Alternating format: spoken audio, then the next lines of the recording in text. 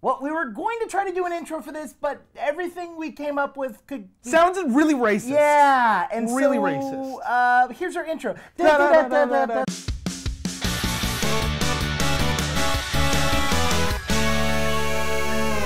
We're copping out.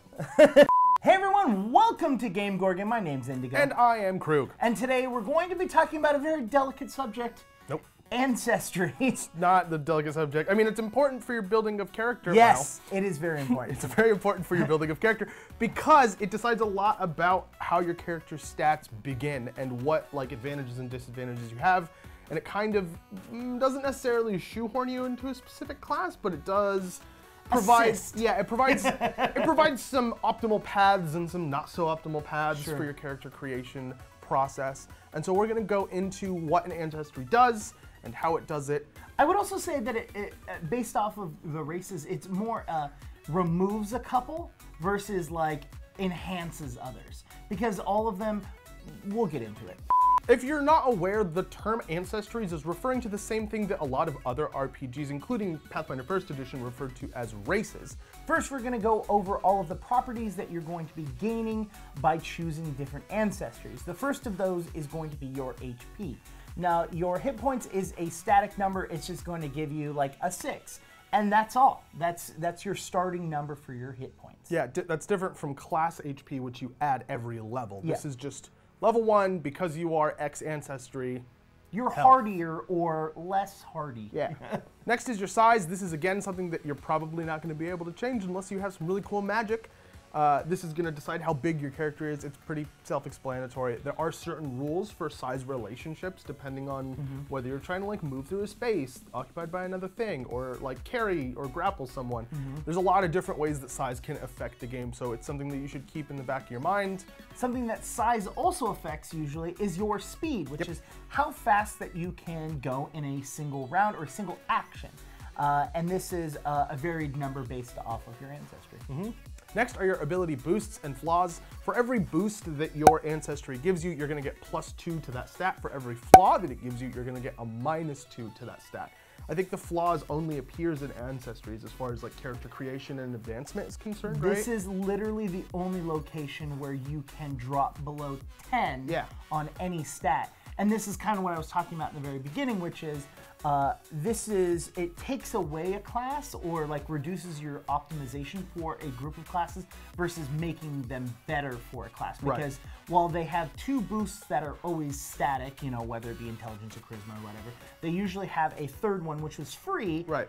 And then they have your flaw, which is also a specific flaw. So while you may be an intelligence-based creature, but you choose a goblin, which gets a boost to Dex, charisma, and a flaw to wisdom.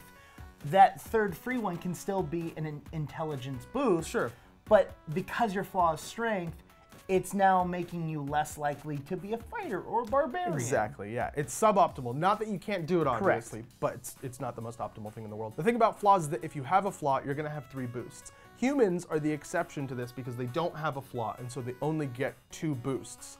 And on top of that, both of their boosts are free. Yep. The important thing to remember about boosts is that you can't use a boost to give yourself the same stat that you already took from that source. Yeah. So humans have 2 free boosts, you can't use them both in strength. Correct. Or if you're picking any other class and one of your boosts is strength, you can't use your 3rd free boost to also boost strength.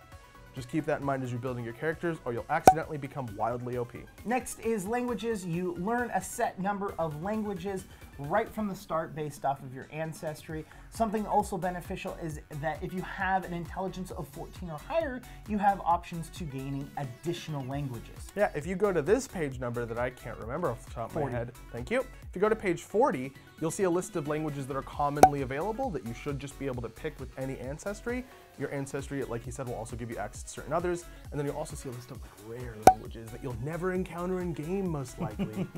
Below the languages section, there's a bunch of other stuff that you can find about your ancestry, from stuff like dark vision and low light vision, which just give you additional features, to traits for your specific ancestry that will apply to your character for the rest of the game, like you are a humanoid or you are a dwarf.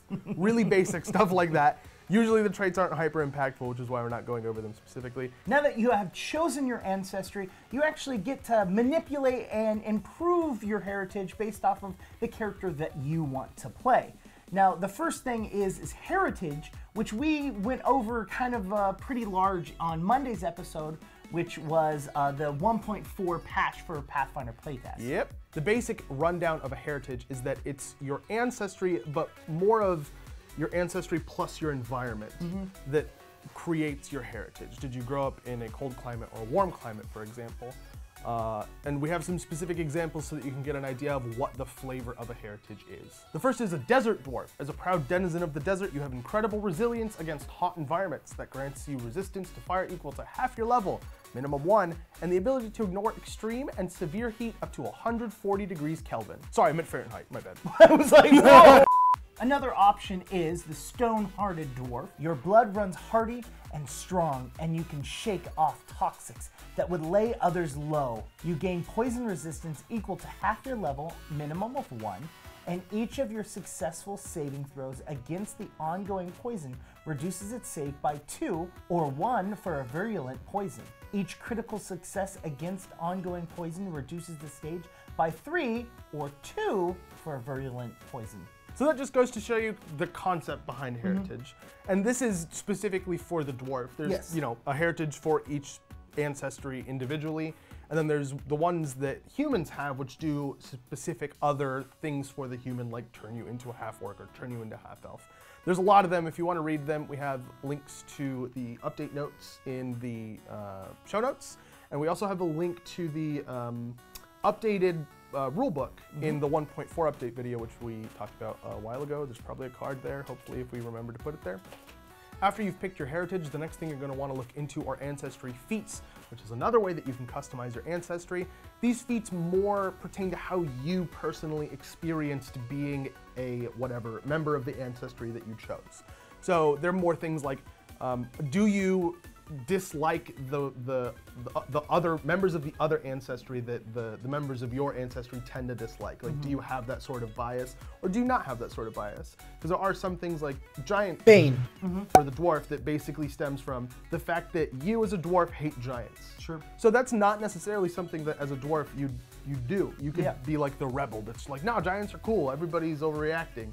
How I kind of look at it is nature versus nurture. Yeah, exactly. Like the environment you were in and how that has affected you as a person, and what you have been taught and how you have behaved in said environment. And that's kind of how I looked at those two different things. Yeah, except for humans. Humans are weird.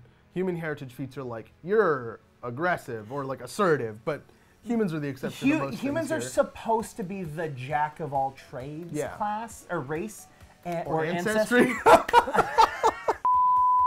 All right, everybody, head down to the comments. Let us know what you think of ancestries. Do you like the change from Pathfinder First Edition races, or do you think that it's missing something? Do you feel like it's overcomplicated? Because I do think it's a little more complicated now. Yeah, it's a little more complicated, personal opinion, but it's only one time you're going to deal with it. Exactly, and that's why I don't mind it very much. Like the ancestries, you do have to, like, it happens multiple times as you level Ancestry up. feats, Yeah, which is a little weird because you're just like, I've grown like the giant Bane. Giant, you're like, I've gained a hatred for giants. Why, we haven't seen Eddie the whole campaign? Yeah, but I've been thinking about it. Yeah, and then it was like earlier, it was just like, oh, like in previous patches, it was like, I'm gonna be a half elf. Yeah, like, but that doesn't make any sense. Yeah, I gained better vision. Yeah.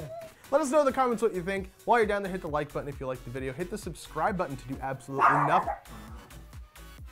Hit the subscribe button to do absolutely nothing. Hit the bell icon to get notified whenever we post new content or whatever.